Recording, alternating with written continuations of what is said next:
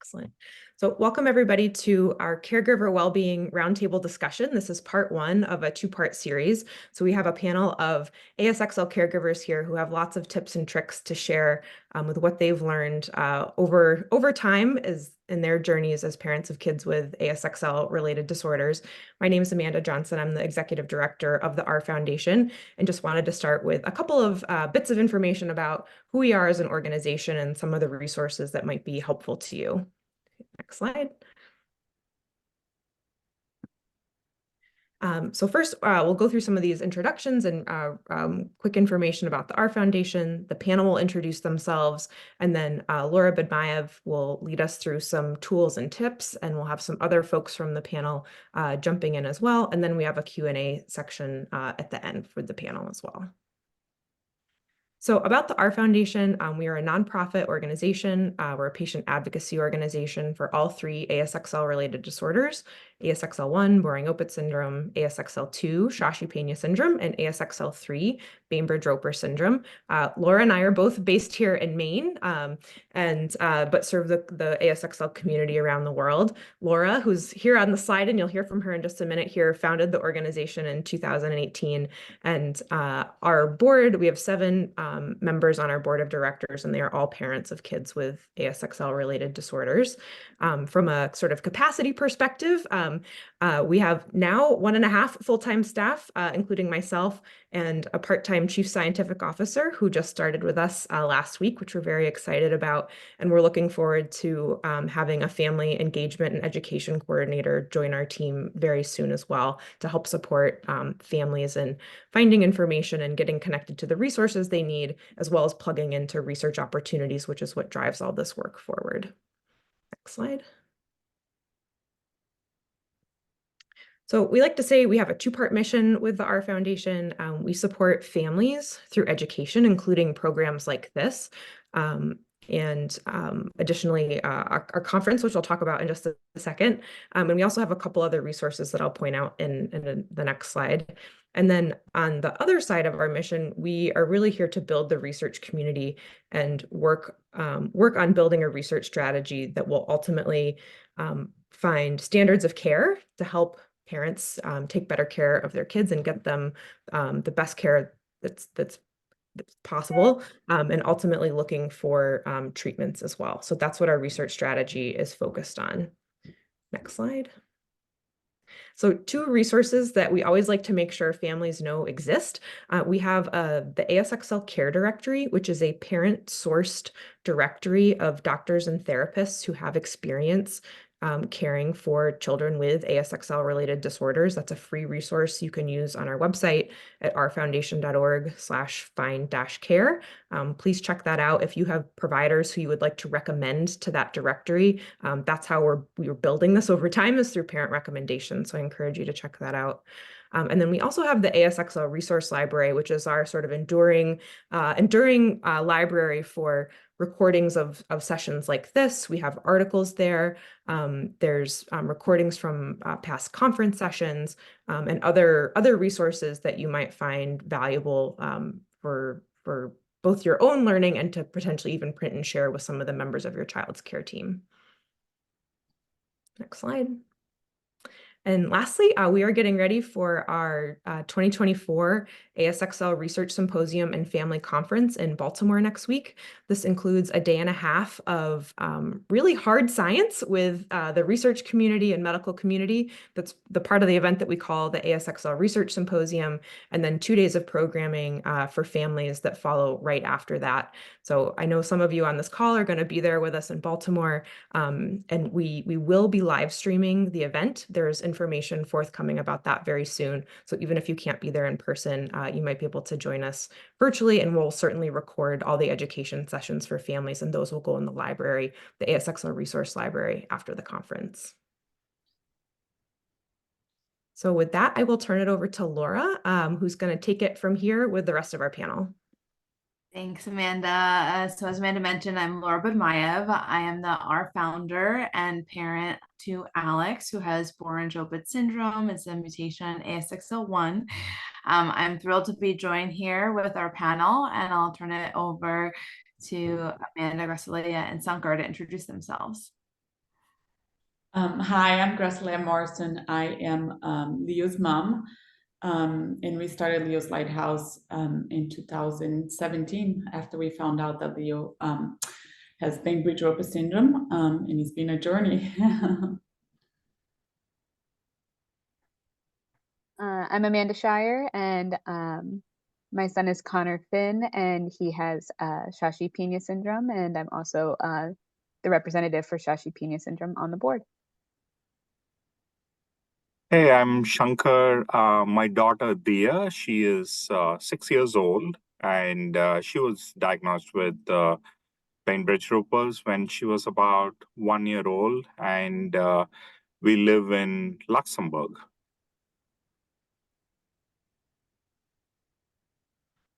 So before we begin, we wanted to share this acknowledgement from Amanda Griffith-Atkins. You can follow her on Instagram. I'm sure many of you can relate to this. Telling the parent of a medically fragile child to just practice self-care is like telling someone in a hurricane to open their umbrella. All right, so today we'll be sharing a whole bunch of tips and tools with you. As Amanda mentioned, these are things that have been accumulated over many years. As we go through the presentation, see what items may be relevant to you. I feel like doing small changes over time will really have a bigger impact. And so, we'll, as she mentioned too, we'll take questions at the end, and our panelists will share their stories as well. All right, so being a caregiver, many of us are being pulled in a lot of different directions. These can be very challenging roles. There's many things that you're trying to juggle and manage for your child, and it can be exhausting and stressful. It can impact you mentally, physically, emotionally, this constant stress. And, it's also a very different experience than other friends and family in your community. And so in order to sustain yourself, it's really important that you take the time to recharge your batteries to keep going, because this is a long journey. So some of the tools and tips we'll talk about today are listed here. And as I mentioned, think about this as like a toolkit and take which ones are relevant for you, and small change over time. All right, micro breaks. This is something I learned actually from executive coaching. I find it to be really helpful, just carving out small amounts of time throughout the day. So for me, I book like 15 minutes before I start work in the morning, and I play a few songs on the piano, and it helps to clear my head, right? Whether it's, taking a walk outside during the day, sitting there having a coffee, maybe you just need to go outside and scream. Just find whatever it is that works for you. But these small amounts of time really help to break up the day and to keep you going. One resource we wanted to mention here is the emotional freedom technique. It's a sequence of tapping, so it's certain parts of your body. And what it can do is to help rebalance energy, to relieve some of your stress. You can search for this online or use this tapping solution app. Self-care. So when we talk about self-care, it's not just getting a massage every week, right? This is what are real things that you can do for yourself on a day-to-day basis. Maybe it's, taking time to go to sleep earlier versus watching a series of binge streaming, right? Or taking a nap during the day or on the weekend. Carving out some time to just move your body and stretch. Maybe not going to every birthday or participating in every sport or activity. Like, it's okay to say no. I mean, our family on the weekends, we're exhausted. We don't do anything Saturday mornings. We rest and we recover, and we just unplug and spend time together.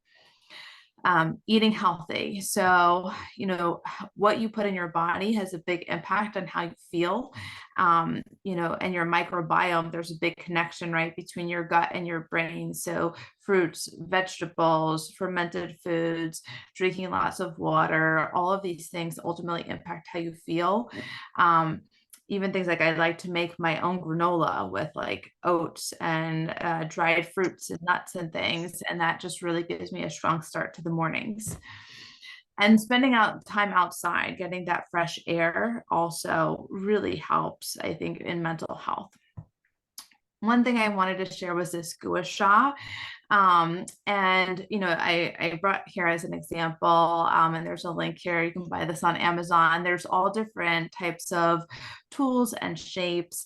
I also use this with my children, and there's different things that you can do just to kind of relax. You can put oils. It can help with your sinuses. It helps relaxation, just flushing out toxins. This is a tool to, you know, daily self-care I like to do in the evenings. Some other recommendations down here. So some hospitals offer Reiki, or you can do this also privately. It can help with energy and just releasing all of this tension and stress within your body. If you have doctors of osteopathy, do different types of manipulation treatments. This can help with your nervous system and GI. And we have some links here on YouTube for sound healing, as well as meditation with Annika Harris. She just has this very lovely, calming voice that we like to listen to before we sleep at night.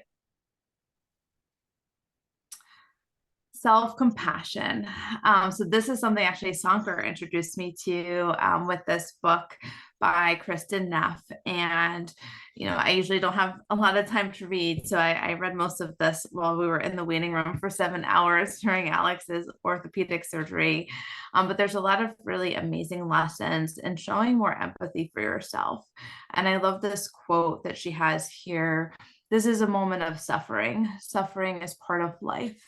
May I be kind to myself in this moment. May I give myself the compassion I need. And so it's, you know, acknowledging what your situation is, right? I can't change that Alex has an ASXL disorder, right? But it's how I'm processing and providing that compassion for myself, looking at, you know, what am I observing in my body? How do I feel? You know, how's this impacting different systems of my body? What is it that I need? Maybe I need an embrace. Maybe I need help from a friend.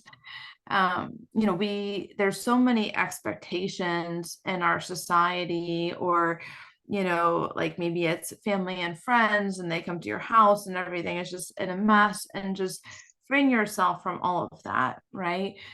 Just soften those critical voices, you know, give yourself grace. This is really hard, what we're managing. And, you know, you should acknowledge that, you know, this is, you're doing the best that you can. One of the elements that I like here is that she mentions is compassion imagery. So, you know, as an example for me, something that is very comforting is imagining my grandmother and sitting there with me, embracing me, caressing my face. And so when I'm going through these difficult times, I think about that, and it's, you know, it just helps to process what's happening at that point in time. Anything you'd like to add, Sankar? I think you covered it, Laura. I think one thing that comes to mind is, you know, this is a story I kind of repeating, you know, in my head pretty often. It's by Wangari Maathai. She's a Nobel Prize winner. So she kind of led the Green Revolution in Kenya. So she wrote a couple of books, like really amazing books. So she, you know, often tells this hummingbird story. The hummingbird story goes this way. So there are a bunch of animals in the forest, and the forest, you know, is on fire. And all these animals are scared. You know, there are like really large animals, you know, lions, elephants, all these animals standing there, and they just don't know what to do. And, you know, they're standing there helpless. And then there's this tiny little hummingbird, which is what it's trying to do is it's going to the river that's, you know, right next to the forest, and it collects some water in its tiny little beak. It flies to the forest and then drops the drop of water and goes back, collects water, comes back, tries to, put the fire out in some way. And all the other animals that are looking at it, and, these are like elephant with huge trunks, it can collect a lot of water. It's not doing anything. And they're like, they stop the hummingbird. Hey, what are you doing? You know that you cannot, completely put out this fire. What are you trying to do? And the hummingbird pretty much says, I should do what I can do. And, we as caregivers, we're kind of in a very similar state. We cannot put out the forest fire, but, we should try and do what we can do. And that's what we're all trying to do. I love this story. Thank you for sharing. Sure. Huga. So this is a cultural element of Scandinavian well-being that I learned about visiting a Scandinavian hotel actually in New Hampshire. And, I love this feeling that you get, an ambiance is created, and a lot of it surrounds embracing seasons and nature. For us, we live in Maine where it's quite cold. And so, what I've done in our home to create this sort of like coziness environment, I went to Home Goods and I got some furry pillows and blankets and rugs, and it's things like wearing a big sweater and heavy socks and drinking a hot cocoa or something like that. Or, if you live somewhere warm, maybe it's having an outdoor barbecue or a beach bonfire, or bringing elements of plants into your home, or having windows and light where you can see that. It's just creating this environment for yourself where you feel like this warmth and this embrace of the environment itself. And then it's also just, keeping things simple, whether it's, reading a book or playing a game, or like at our house, we have small fake candles that we put on our kitchen table. And we have this little talk game cards, and we all talk and just like unplug from technology, or maybe you're sitting with friends and you're laughing about something, when it's like, how are you making those connections and focusing on like the simple, beautiful things in life? So connection, I think this is also really important, which has been exacerbated during COVID. But, the nature of our situation and different lived experience can be very isolating, and that can impact you mentally, physically, socially. And so I definitely recommend to check out this Blue Zone show on Netflix. They also have books about these studies where they looked at areas in the world for longevity, and having that support circle is so critical to you. Looking for a common ground and interest maybe that you have with others can actually, like, these connections can release serotonin for you. One of the resources that was recommended to me that we use is called the I Am Not Alone app, IANA. And you can use this as something as an ongoing tool or one-off. So we use this, for example, post one of Alex's major surgeries. And what you can do is assign different tasks, whether that's creating a meal train, or maybe you need someone to run errands or do something for a pet or another child or something. But it like, you sort of put out there, what is it I need help with? And then people can easily sign up, and it just organizes all that for you in an easy way. You can also have, close friends create some of the tasks and do some of the administrative work for you too. So it's a great resource that I definitely recommend.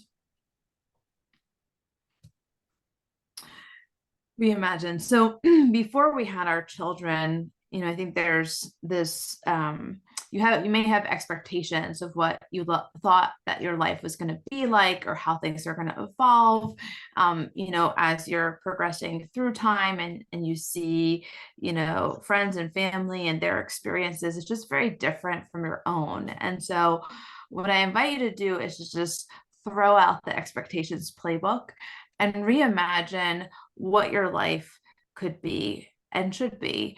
And don't be limited to what's already been done. And that can be hard because other families have a blueprint of what their life should be like. And, you know, the blueprint I've created for my family may not work for your family. And so I think it's something that's very personal and custom to you. And so I'll give some examples of what that looks like, right? So, you know, if I think about for my son, right, he may never go to college or get married or have children or drive a car or play sports or travel the world, right? But what is it that he can do? And so, you know, we created an accessible addition for our home where he can play with like an interactive music wall and, you know, different therapy equipment, and we're building these sensory gardens. Or maybe it's something like, you know, he was going to a special school. And so we also wanted him to have the opportunity to interact with children who are verbal. And so we created a special program where he spent part of the time in public school and part of the time in the special school. That had never been done before. But like, you can create it, you know, don't limit yourself to what someone else has done. Or, you know, whether it's a birthday party or a graduation, right? Maybe it just doesn't work for your child in the same way it works for everyone else. And like, don't feel like you have to meet those expectations. Just do what works for you, find what your child enjoys, and build a world around that. Okay, respite care, short-term relief. This is also critical to be able to sustain. You need these kind of breaks. Some states actually have programs where you can apply for respite care and they will organize and the state will fund this type of support. Other times you may have to pursue like friends or family or sitters to help and organize this for you, but it's so important to have that time for yourself. I think, you know, so part of your identity becomes managing a lot of these things for your child. And so I think it's so important to have that time for yourself where you have your own identity and your own time, whether it's alone or with friends. I also feel like it's important to have that time for you and your partner. You know, your roles are continuing to evolve and there's a certain maintenance, even if you don't have special needs children. I think as your children are growing, to have that separate time away from your children together. And if you can, scheduling that is like helpful. I mean, for our family, my husband's schedules are regular. So generally once or twice a month, we try to make that time for like a date night or a date day, depending what works. Another thing I wanted to share, which I learned about in the last year, was that some of the hospitals actually have sitters. And so what happens is, like, let's say you have a planned inpatient stay for surgery. You know, it used to be a challenge for us with Alex's needs and safety because he would roll around the bed and chew all the wires and I could never leave the room. And that's exhausting and very isolating. And so they have someone, they rotate every 8 hours. Someone is constantly watching Alex. And so I could go for a walk in their garden, right, at the hospital, or I could take a break to have a meal or something. And so it's just so important in that situation, which is usually can be very intense and challenging, to have that additional support. So if you do have an upcoming stay, I recommend to ask about it. For us, it was organized through like our complex care service doctor. All right. Something someone said to me recently, which really resonated, was do more of what makes you happy. Right. And I think for us, it's something that you really have to make more of a conscious effort on, because you can just be so consumed with everything in your child. These are just a few of the things that I enjoy doing. My husband and I are big foodies. We love to cook different things, even if it's just like savoring a piece of chocolate. Obviously, I love being part of our foundation and doing a lot of disabilities advocacy. But there's other things like taking up hobbies. My husband recently started dabbling in being a DJ, learning something new. Like one of my friends was telling me this week, she's learning how to sew. It could be something scary or exciting, or just even a trip or something fun. But and then there's small things too, like this past weekend, we have this small tabletop TerraFlame it's like a small fire table set, and we were like roasting marshmallows and making s'mores, and Alex kept grabbing the s'more stick and eating all the marshmallows from his nurse, right? And so it's just those little things where you can get together and it creates happiness for you and your family. More of those times and connection, that's important.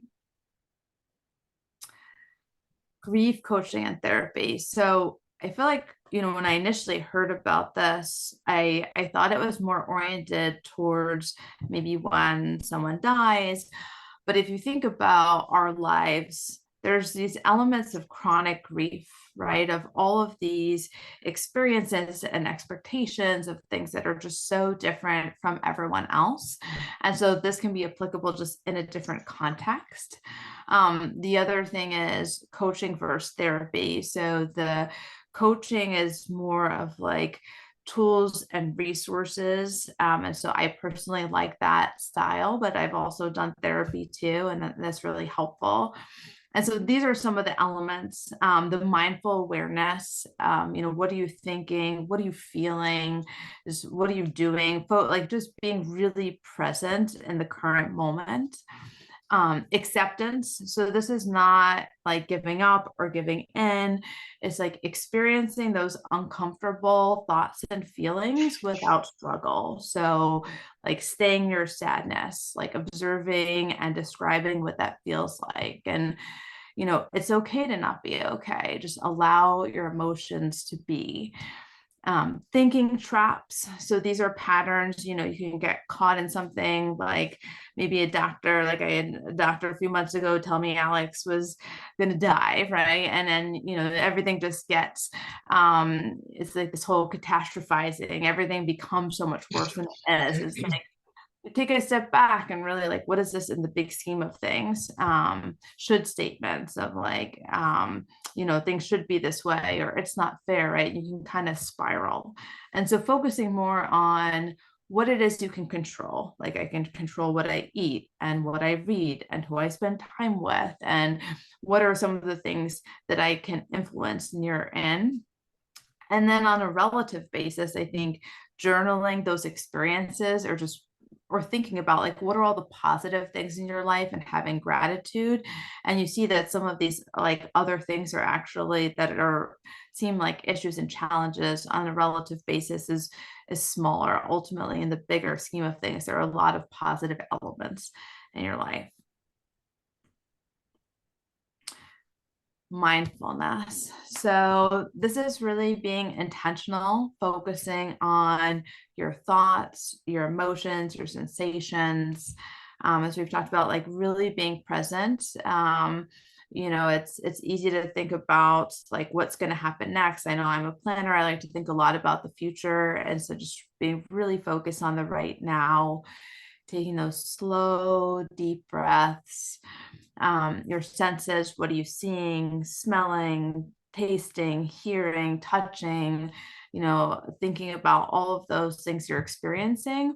And then practicing this activity as an association with something else, whether that's like, if you think about like you're brushing your teeth every day, like how do you make this associated with something you do so that it becomes more of a routine practice? And that's something too, I think will be covered in more detail in part 2. So we have a number of different resources. We will be sharing out this recording and a copy of the presentation where you can link off to these different resources. And we've shared a lot of information here today. So we hope that there'll be some things that you can take away. And like I said, small changes over time will have a big impact. So with that, we're going to turn it over to the panel portion of our discussion. I have a few questions that I'm going to be asking our panelists, but as you're thinking of things too, please put your questions in the chat, and Amanda will be our moderator, and she'll raise the questions to our panel as well. All right, so first question for the panel. What do you do as a caregiver or family that you think would be helpful for some of the others on this call? Who would like to start? Hi, I can start. I've learned to do many things the hard way, of course. In 2019, I was starting to get down and depressed, and then 2020 came and I was really not feeling great, and I started therapy. And through my therapist, I learned a lot of different tools that I can use on my daily basis. And I think one of the things that really helped me the most was learn how to meditate every day, and how to move my body. Those are the two things that I said, my therapist would say, you should start doing this. This is going to change. And I would say, what time? Like, I don't have time. You don't understand. My life is crazy. There's no way I can find time to go to the gym or to meditate. Like, I can't, my mornings are like insane. And slowly I start just, making little changes. I made a point to say every night before bed, doesn't matter what time I go to bed, I do a 15-minute meditation. And meditation is one of those things that it requires practice. So I remember I did 200 guided meditations before I could feel confident enough to meditate by myself. So, and a lot of times people think like, okay, I'm going to do this meditation and everything's fine. And doesn't work that way. I think meditation helps you calm your mind down, and all the chaos, and just make you feel more present. And workout for me is whatever I can do on that day. Is it a 15-minute walk? Is it going to the gym? Is it yoga? Or climb? It's whatever I can do, I do something that day. But I made a promise to myself that I will do something every day. Love that. Sankar, Amanda, any thoughts? For me, it's using something that I'm going to do every day anyway. So like, I think something that is a really good stress reliever for me is singing. So like, and so when we're in the car on a long ride, put on songs, sing at the top of my lungs, or in the shower. I mean, even if you're taking a 3-minute shower, you still got a time for Love is a Battlefield. And it's a really good stress reliever. And that's been, music's a big part of our family and our house. And so that's been a really big one of just including it in things I have to do anyway, which is drive and shower are two big ones. And just kind of looking for ways to incorporate more things in things we're going to do anyway. Meal times are another big one as well. Love that. Sankar? Yeah, for us, I think one of the things that we consciously started doing. So my daughter has BRS. We also have a son. My son is 12 and my daughter is 6. So we felt that we were not really spending a lot of time with them, or we couldn't really give him all the attention that he needs as he was growing up, especially because it's really intense with Dia.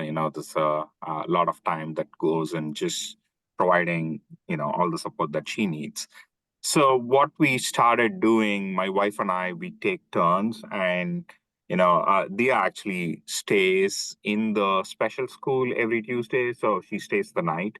So what we do is the Tuesday nights are always for my son. So he kind of gets to choose, either we do a movie or we do dinner or we do both, but it's kind of dedicated time for him. And we really realized that, our quality of relationships significantly improved as we started doing that. So for us, it's kind of, taking a pause and focusing on, a bunch of other things, other relationships as well. And that has, been like really nice for our family.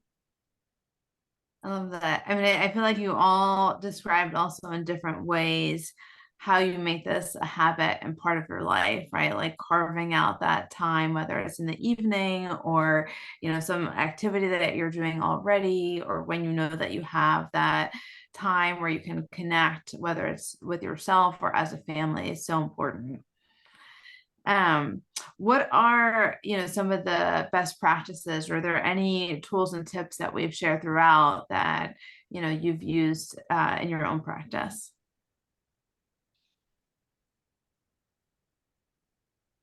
I think one of the things that immediately comes to my mind is, when I go through Amanda Atkins' account on Instagram, there's just so much interesting stuff that she posts. It's very compassionate, and it feels like, to me, it feels like she's kind of with us on this journey, and she kind of sees what we go through, and it's very powerful. It feels you're not alone. So it's very powerful and empowering. Yeah. I've learned to do many different things. And I think there's so much good resource out there. There's tons of audiobooks on self-care that you can get free from your library. That is just, learning about your body and the feelings you have, and when you have grief, and how to deal with all of this.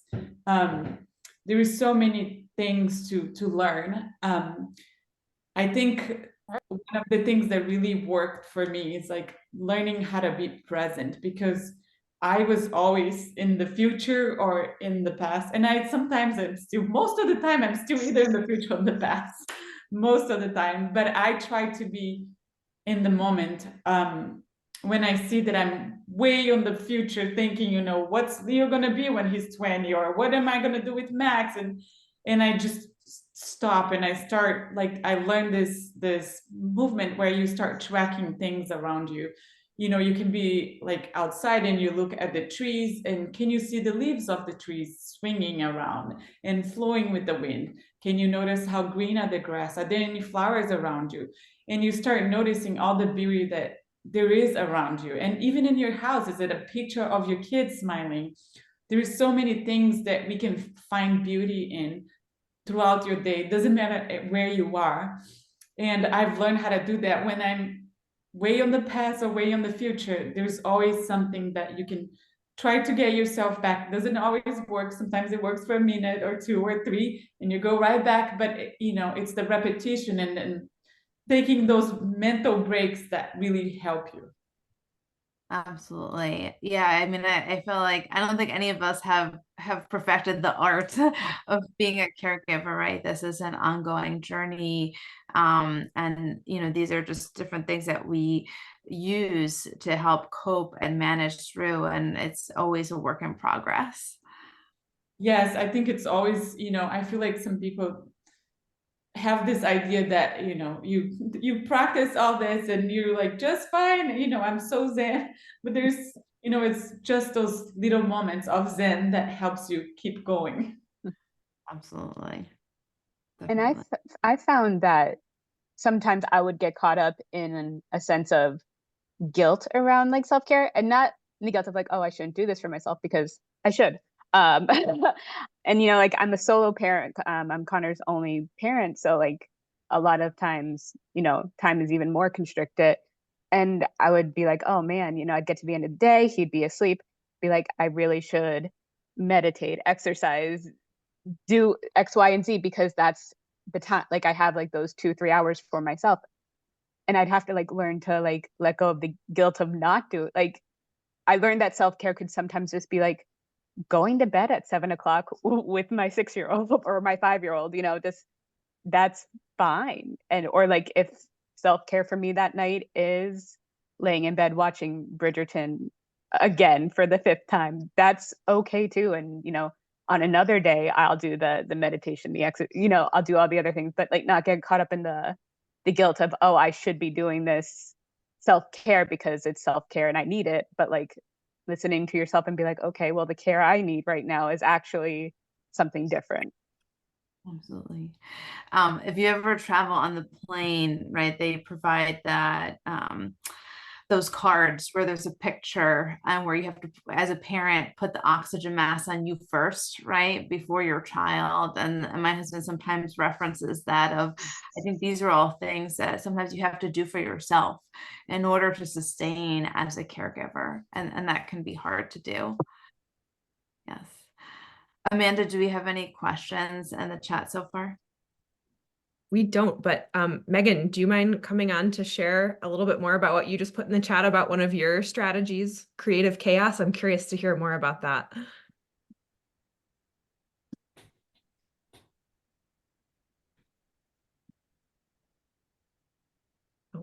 I wasn't expecting this kind of listen. I'm actually really. I think she's breaking up. Yeah, sorry. I think we're having a hard time hearing you, Megan. Do you mind putting it in the chat? Sorry, we're having a hard time hearing your audio. I'm That's sorry. okay. That's okay. No worries. Thanks for sharing that. So Megan said that she and her daughter use creative chaos to break up the standards of the day. Interesting. I think it's my computer. Hold on. Okay. There we go.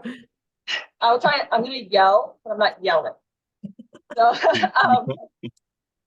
so here and I, as you all know, the kids have very specific needs.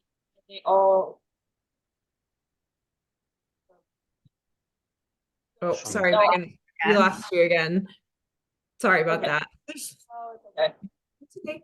Other questions from folks in the group? I will try and type it. Okay, perfect. Thank you. Alicia, go ahead. Hi there, I'm Alicia. I'm in Vancouver, Canada, and I am mom to Lucia, who has Bainbridge-Ropers Syndrome, and she's 19 months old. And I'm also mom to a 2-month-old baby boy, which is why my camera is off. So yeah, a lot of you have kind of touched on, you know, the sibling part of it all and the guilt sort of. So it's a new role I'm stepping into. I mean, I'm a relatively new parent since Lucia is only 19 months old, but I'm now a new parent to 2 kids, right? One being typical, one being not. So I guess it is about self-care and about self-compassion. My question about dealing with sort of the guilt of like, maybe like your kid who is affected not being able to go out and do stuff, right? Because you're just trying to get them to hold down food for the day. Yeah, and I know, Sankar, you kind of touched on that with being able to, you know, give your son that special day for attention. So I guess I'm thinking of the other way around. Like, we know how much is involved in helping the typical sibling sort of, you know, just deal with being a sibling to someone so rare.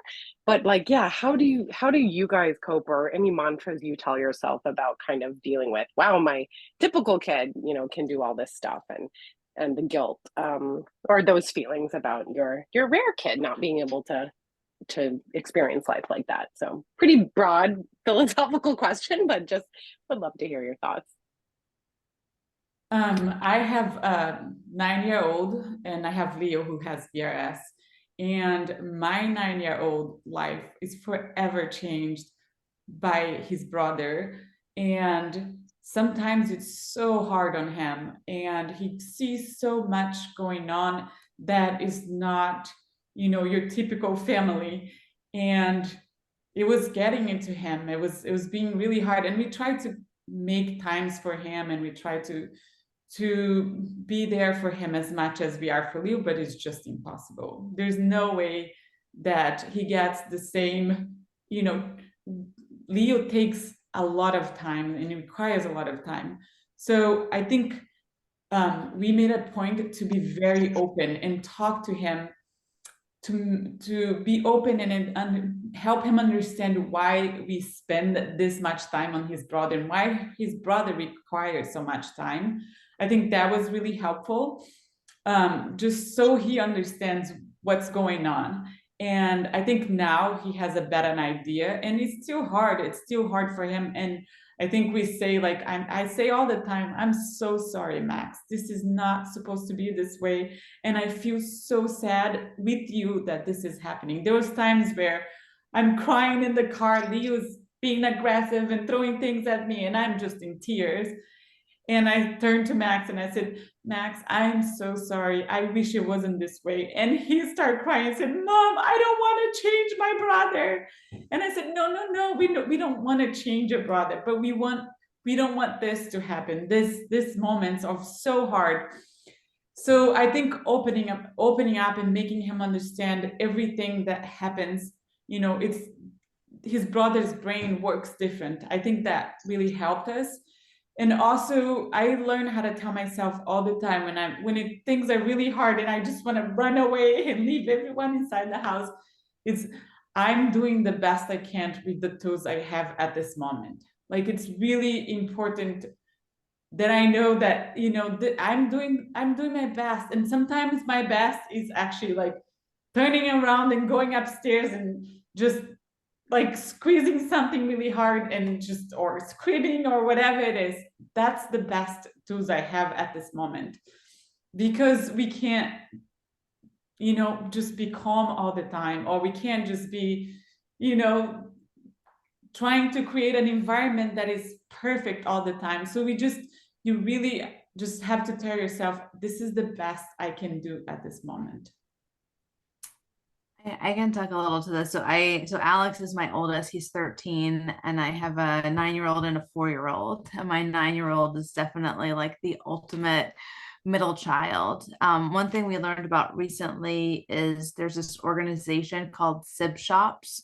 And I know it's definitely national, potentially international, and it's an opportunity for the siblings to get together with other siblings who also are siblings of children with disabilities. Ours is run by the hospital. It's once a month, and it's kind of like somewhat of a group therapy play, which has been really great for her to connect with other families, or other children, I should say. And then, I think it's also like, when I was talking about earlier in terms of creating those circles and community. So, last month my son was in the hospital and we missed my daughter's birthday. And our neighbors all got together and organized a birthday party for her. And like each person brought something, and it just really lighted up her day. I think another thing around the whole like reimagine and reframing things is just, for her to understand, like, we're on this different journey, but then all of the really amazing things that are different about it. Like, I feel like being able to connect with all of you, I may have never met you because of this. And the other day, my father took the girls to the movies so Michael and I could have a break. And he told me that Abby said to him that she has a beautiful life, and that just really warmed my heart, because, I think while her experience is so different from her peers, she is so much more empathetic and kind and inclusive and this amazing person because of her experience in our world. And I think that is such a special gift. It is really hard. There's a lot of challenges along the way, but I think it's also important to see all the positive from this experience too. I think also acknowledging all the grief that they feel. Like, I don't know for your daughters, but for Max, it's really hard because you see other brothers playing around and, kicking a ball, and all his brother does is be super aggressive and throw things at him and gets mad. And like, they hardly have a moment of like, loving and kind. And his brother doesn't know how to, play with him. And he has this grief like that comes, and he probably doesn't understand how that feels. So I think that's the times where I have to jump in and I said, it's okay. It's okay to be sad. It's what we have. We're learning so much from Leo, and it makes us understand, so much more of the world. So yes, I agree with you. Like, reframing and acknowledging their feelings it's so important.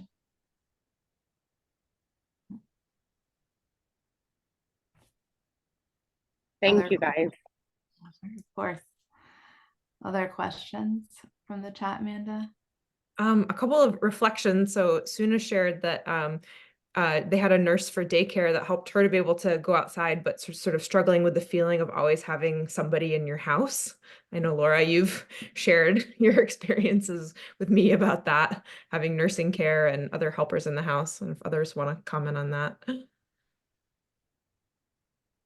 Absolutely. Yeah, I mean, I think it's having the support. I mean, and my parents are here quite often too, helping with the girls and doing different things. But then you can also feel like people are always up in your space and you don't have as much privacy. And, you know, sometimes it'll be like, oh, yeah, you should get more help. And I'm just like, it gets to be almost too much, right? And sometimes like this is enough, right? I think you have to find what works for you.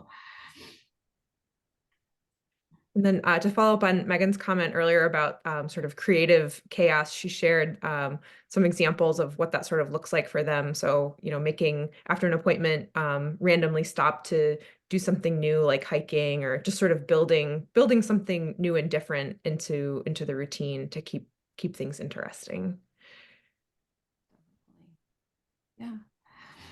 I mean, I think one of the other things I was going to mention when we were talking too about the sibling piece is also making time with like for the other children. So I know we talked about as you as an individual and with your partner, but like you know, with Abby, we may try to like do a certain activity where it's just me and her and have that time to connect just the two of us.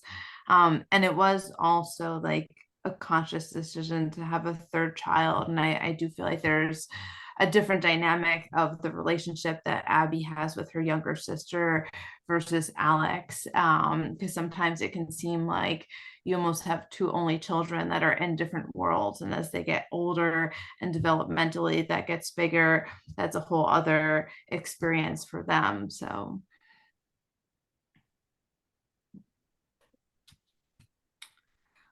Gracileia, are there, oh, go ahead. But I was gonna say, I have a question for the panel, and this goes back to your slide earlier, Laura, about finding social connection, and just wondering for the panelists, sort of where have you found people who you have put into that sort of circle of trust and the people who you lean on? What sort of tips might you offer to others who are looking to build that community, either locally or online? Where have your resources been to find those people? I think that's one that is really hard, is to find the social connection, that people that are going through the same that you are. I have tons of friends, and my friends are so awesome and so supportive, and they're amazing in so many ways. But at the same time, sometimes, you know, they're complaining like, oh, this happened with my kid, and all my mind is like, oh my gosh, I wish that was me. So it was really hard to find. I live in a small place as well, so it's kind of hard. But so that's where I went online, and I did this group session with Abigail, who's going to be doing the next talk, which is awesome because we got to meet parents from, you know, all over the United States, and it was really incredible because you have this talk and you talk to people that are going through the same thing as you are, and you feel like you're not alone. You know, there's so many people that are going through the same thing, but when it's happening to you, it really feels like you are alone, and this is the worst place to be in the world. But there is other people out there that are going through the same thing, but you have to find them because they, you know, they don't come around easily.